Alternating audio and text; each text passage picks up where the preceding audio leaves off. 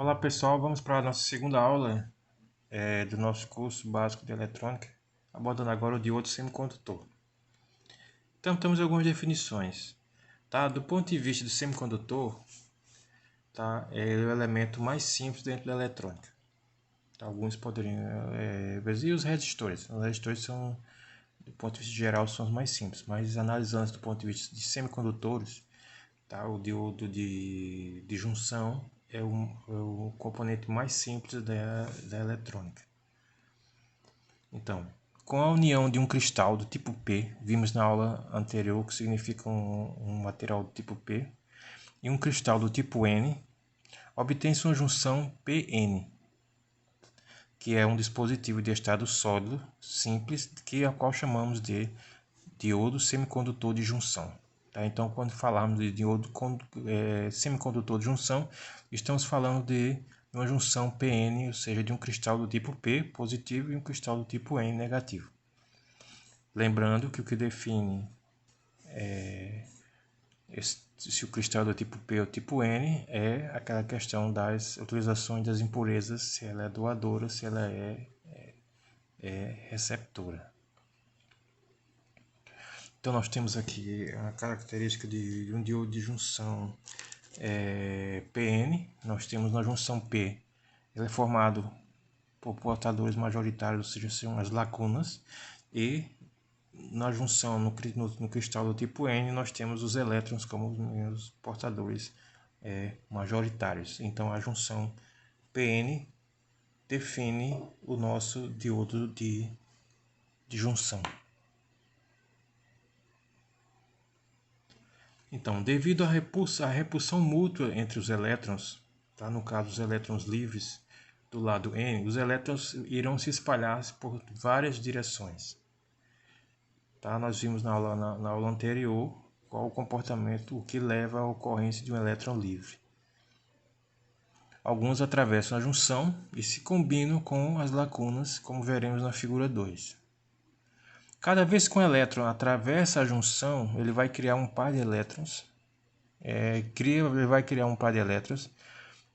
Neste caso, a lacuna irá desaparecer e os átomos associados tornam-se carregados negativamente, ou seja, um íon negativo, enquanto o átomo do cristal N, que perdeu o elétron, torna-se um íon positivo. Então, o elétron ao atravessar a junção, ele vai criar um par de íons, tá? A lacuna vai desaparecer e o átomo que é associado torna-se um negativo, enquanto o átomo do cristal N que perdeu o elétron vai tornar-se um íon positivo. Então, sempre que nós temos que ter sempre em mente que sempre que o elétron atravessar a junção, vai ocorrer a existência de um íon, tá? Eu tenho um íon negativo e um íon positivo. Então, isso é o que vai acontecer, tá? Sempre que um elétron ele atravessa a junção, então vai ocorrer essa característica de um torna-se carregado negativamente, enquanto o outro torna-se carregado positivamente, gerando-se a ocorrência de um íon positivo. Então, os íons estão fixos na estrutura do cristal por causa da ligação covalente. Vimos isso, vamos lembrar lá atrás que estudamos isso lá em química, as ligações covalentes. À medida que o número de íons aumenta, a região próxima à junção fica sem elétrons livres e sem lacunas. Então, essa região chamamos de zona de depressão. Então, à medida que o número de íons aumentar, ou seja, íons positivos e negativos, eles aumentarem, vai existir uma junção. A região próxima à junção, ela ficará sem elétrons livres e sem lacunas. Então, essa aí chamaremos de zona de depressão. Então, nós temos o cristal, tá? Nós temos lacunas, tá? Os elétrons. Nós temos a formação dos íons, tá? São os íons negativos e íons positivos, que vimos agora há pouco, porque isso ocorre. Tá? Um recebe o outro, ele perde elétrons. Tá? O que recebe elétrons, ele torna-se um íon negativo, o que perde elétron, ele torna-se um íon positivo. E haverá na região próxima à junção, uma região sem elétrons livres e sem lacunas, a qual chamaremos de zona de depressão. Tá? Essa zona aqui é a nossa zona de depressão, devido à não ocorrência de elétrons livres e lacunas.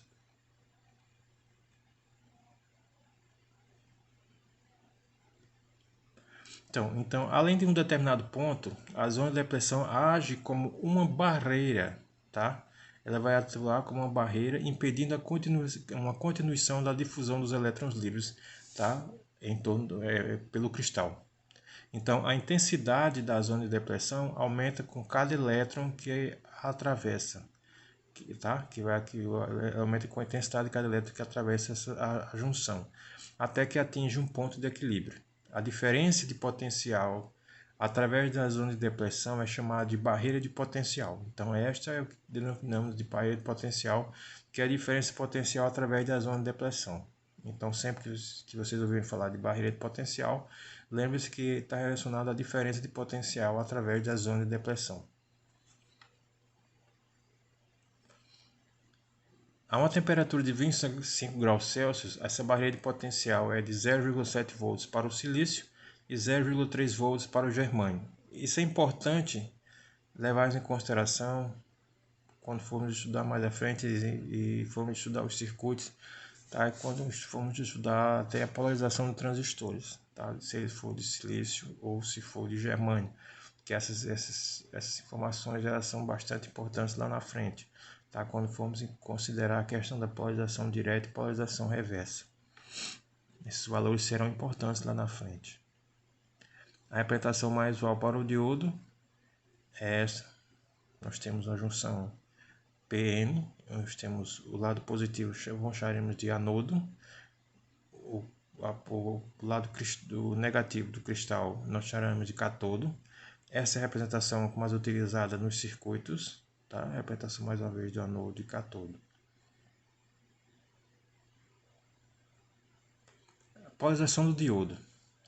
Polarizar um diodo significa aplicar uma diferença de potencial entre suas extremidades. Que extremidades são essas? São os seus terminais. Então, quando nós aplicamos uma diferença de potencial nos terminais do diodo, nós estamos polarizando esse diodo. Então, temos inicialmente a questão ele sem polarização aplicada, ou seja, enquanto a tensão é igual a zero. Então, nesse ponto, no instante em que os dois terminais são unidos, os elétrons e as lacunas na região da junção se combinam, resultando em uma falta de portadores livres na região próxima à junção, tal como podemos ver nessa figura 5A. Observe nessa figura que as únicas partículas exibidas na região são os íons positivos e negativos restantes após os portadores livres terem sido absorvidos. Então, nós temos essa questão aqui, tá?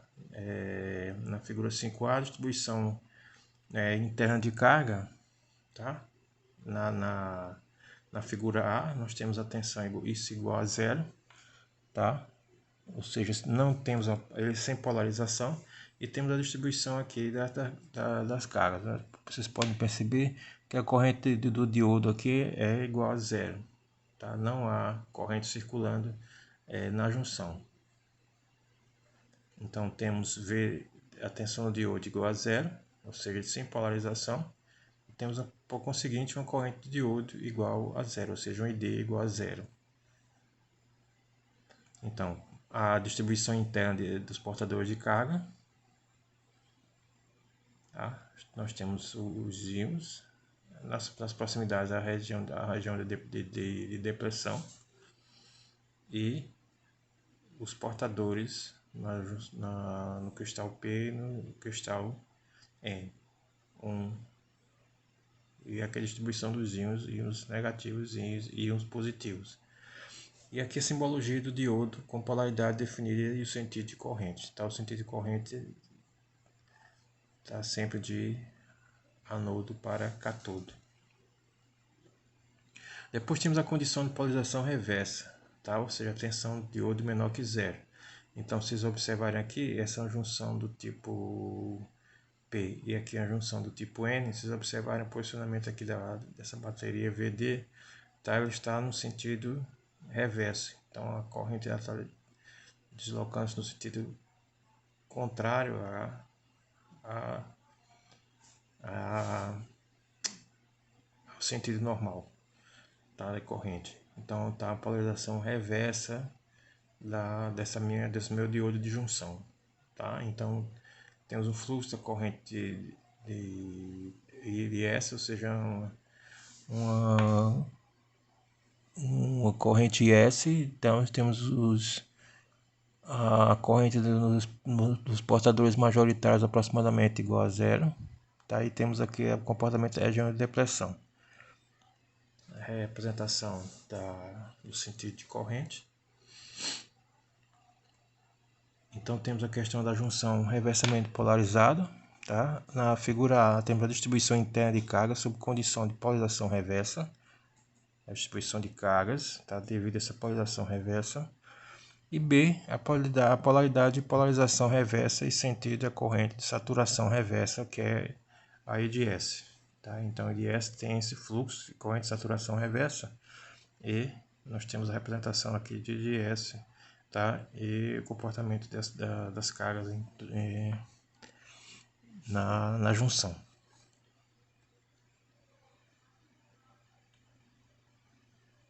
A corrente existente sob condição de polarização reversa é chamada de corrente de saturação reversa ou representada por IS.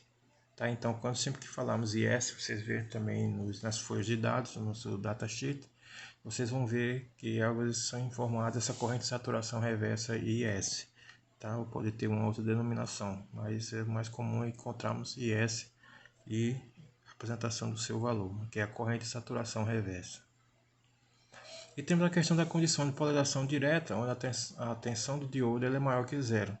Então nós temos a distribuição agora interna de cargas, tá? na junção.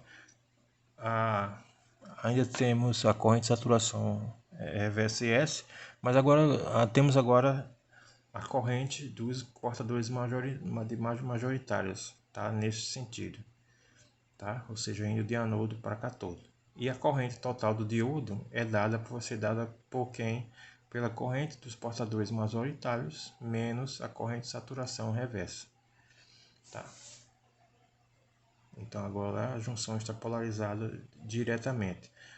Se considerarmos que agora a corrente de saturação é igual a zero, então a corrente do diodo será aproximadamente a corrente dos portadores majoritários.